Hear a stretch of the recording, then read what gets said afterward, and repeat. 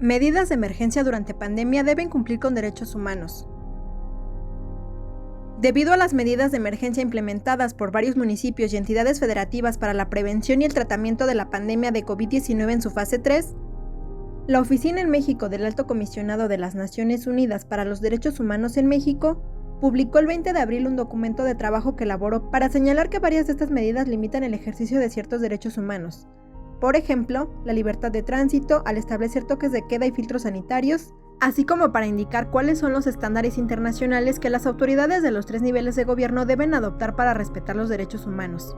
El Gobierno de México declaró el 30 de marzo emergencia nacional por causa de fuerza mayor por la epidemia de COVID-19. Sin embargo, las autoridades federales han señalado que esta declaración de emergencia sanitaria no es un estado de excepción, y por lo tanto los derechos no deben ser suspendidos.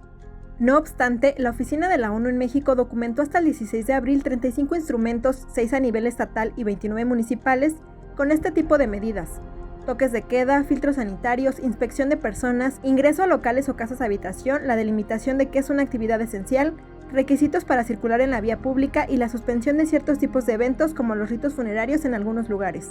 Sonora aplicó estas disposiciones en 16 municipios, en la mayoría se estableció el toque de queda.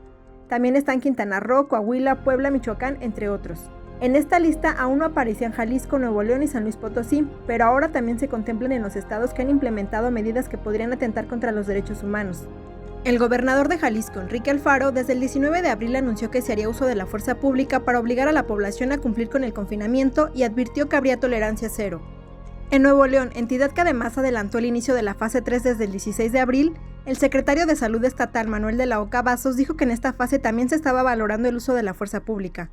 Frente a esto, la ONU señaló que como parte de los estándares internacionales en derechos humanos, las medidas de emergencia deben cumplir con los principios de legalidad, necesidad y proporcionalidad. Por ejemplo, varias medidas se han dado a conocer a través de comunicados de prensa y avisos de emergencia. Asimismo, las medidas de emergencia no deben ser discriminatorias, tienen que respetar el derecho a la información y los principios internacionales sobre el uso de la fuerza. La imposición de toques de queda nunca puede otorgar a los agentes de la ley el poder de privar a alguien de la vida en forma arbitraria ni de cometer tortura u otros malos tratos. El uso excesivo de la fuerza siempre es ilegal según el derecho internacional, incluso en estados de emergencia. Esto es, un filtro sanitario no conlleva necesariamente el uso de la fuerza. El uso de la fuerza debe incorporar la perspectiva de género, el impacto diferenciado y desproporcional del uso de la fuerza en las mujeres, prevenir y prohibir la violencia basada en el género como la violencia sexual. Las medidas de emergencia toman en cuenta los principios relevantes sobre estados de emergencia, en tanto que existen derechos y garantías inderogables.